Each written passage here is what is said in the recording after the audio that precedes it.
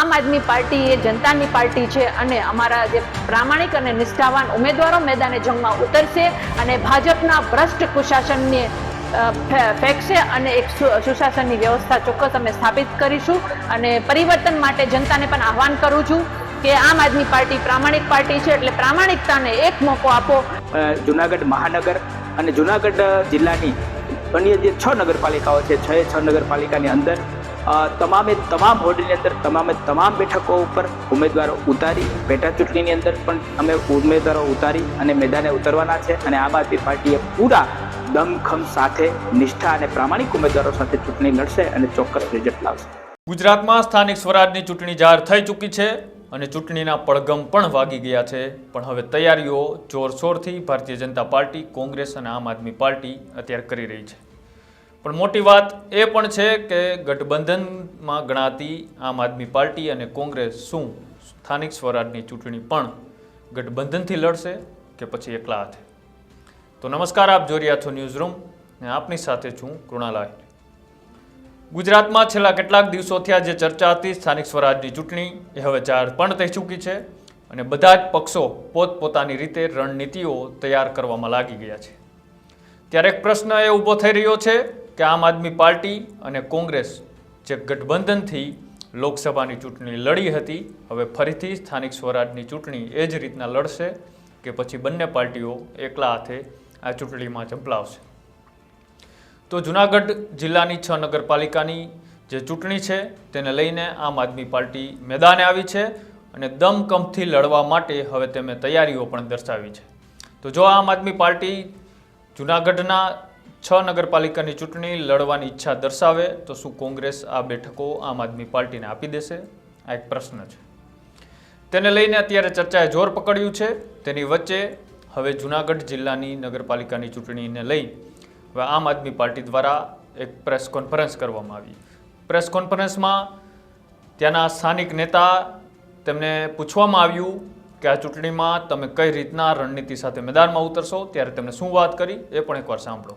આજની અમે લોકો પ્રેસ વાર્તાની અંદર એક મહત્વની બાબતો ઉપર ચર્ચા કરીએ છીએ કે આવનારી મહાનગરપાલિકા અને જે નગરપાલિકા અને પેટા ચૂંટણી જે અમુક છે તાલુકા પંચાયતની, એ તમામે તમામ ચૂંટણીઓ ઉપર આમ આદમી પાર્ટીએ પૂરા દમખમ સાથે લડવાની છે અને જે આમ આદમી પાર્ટી એ આમ જનતાની પાર્ટી છે। કાયમી માટે અન્ય જે 2022ની ચૂંટણી પછી પણ સતત ને સતત આમ આદમી પાર્ટીએ પ્રજાની વચ્ચે રહી અને પ્રજાના કામો કર્યા છે। ત્યારે પ્રજાને ચોક્કસપણે વિશ્વાસ છે કે આમ આદમી પાર્ટીના જે નિષ્ઠાવાન અને પ્રામાણિક જે ઉમેદવારો છે એ મેદાને ઉતરશે, ચોક્કસ એમને એ લોકો સફળ બનાવશે અને અમે જુનાગઢ મહાનગર અને જુનાગઢ જિલ્લાની અન્ય જે 6 નગરપાલિકાઓ છે, 6 નગરપાલિકાની અંદર તમામ વોર્ડની અંદર તમામ બેઠકો ઉપર ઉમેદવારો ઉતારી પેટા ચૂંટણીની અંદર પણ અમે ઉમેદવારો ઉતારી અને મેદાને ઉતરવાના છે અને આમ આદમી પાર્ટીએ પૂરા દમખમ સાથે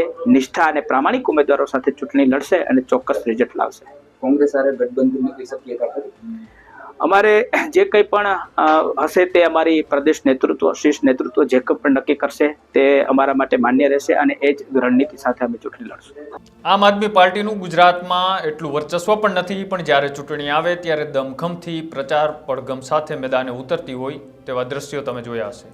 સ્થાનિક સ્વરાજની ચૂંટણી એટલે આમ તો વિસ્તારના નાના લોકો અને નાના મુદ્દાઓ છે તેને ટચ કરતી આ ચૂંટણી હોય છે અને આમાં અત્યારે જુનાગઢ જિલ્લાની જે ચૂંટણી છે તેને લડવાની પૂરી તૈયારી સાથે આમ આદમી પાર્ટી તૈયાર છે અને કદાચ જો ગઠબંધન થશે તો પણ અમે આ ચૂંટણી દમખમથી જીતે તેવા ઉમેદવારોને મેદાને ઉતારી અને આ વિસ્તારના લોકોના પ્રશ્નોને વાચા આપવાનું કામ કરીશું તેવી વાત કરતા રેશમા પટેલ આમ આદમી પાર્ટીના નેતાએ શું કહ્યું તે પણ એકવાર સાંભળો। આજે સંતોની ભૂમિ જુનાગઢ મહાનગરપાલિકામાં ઇલેક્શનના પડઘા વાગી ચૂક્યા છે ત્યારે આમ આદમી પાર્ટી એટલે કે આમ આદમીની પાર્ટી એક સામાન્ય માણસોની પાર્ટી છે જે હંમેશા રોટી કપડા મકાન અને સામાન્ય પરિસ્થિતિઓ જે જનતાને જોઈએ એના માટે લડતી આવી છે અને લડતી રહેશે। ત્યારે અમારા પ્રામાણિક અને નિષ્ઠાવાન અને મહેનતુ ઉમેદવાર અમે મેદાને જંગમાં ઉતારશું અને ભ્રષ્ટ ભાજપના જે કુશાસનો છે એને ઘર ભેગા કરીશું એ વિશ્વાસ સાથે અમે ચૂંટણી મેદાનમાં ઉતરવાના છીએ અને આગામી જે ઇલેક્શન પણ મહાનગરપાલિકાની જે ઇલેક્શન છે એમાં જનતાએ જે ભ્રષ્ટાચાર સહન કર્યો છે સત્તા પક્ષનો, અને જે અત્યાર સુધી જે લાલિયાવાડી ચાલી છે, લોકોના કામ થતા નથી, કોર્પોરેશનમાં જાય છે તો લોકોને ડરી ડરીને જવું પડે છે, કોઈના કામ થતા નથી. આપણી આ ચૂંટણી કેના માટે હોય છે? તો કે ભાઈ રોડ, પાણી, ગટર માટેની હોય છે. એની સમસ્યાઓ પણ આજ એટલી ને એટલી ઊભી છે મહાનગરપાલિકામાં. ત્યારે આમ આદમી પાર્ટી એ જનતાની પાર્ટી છે, અને અમારા જે પ્રામાણિક અને નિષ્ઠાવાન ઉમેદવારો મેદાને જંગમાં ઉતરશે અને ભાજપના ભ્રષ્ટ કુશાસનને ફેંકશે અને એક સુશાસનની વ્યવસ્થા ચોક્કસ અમે સ્થાપિત કરીશું.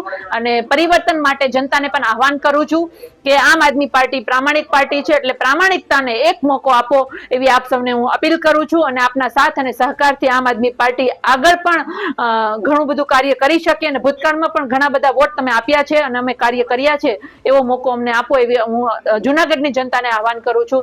અને આગામી ઇલેક્શન અમે ખૂબ જ રણનીતિ અને મજબૂતાઈથી લડવા માટે સજ્જ છીએ.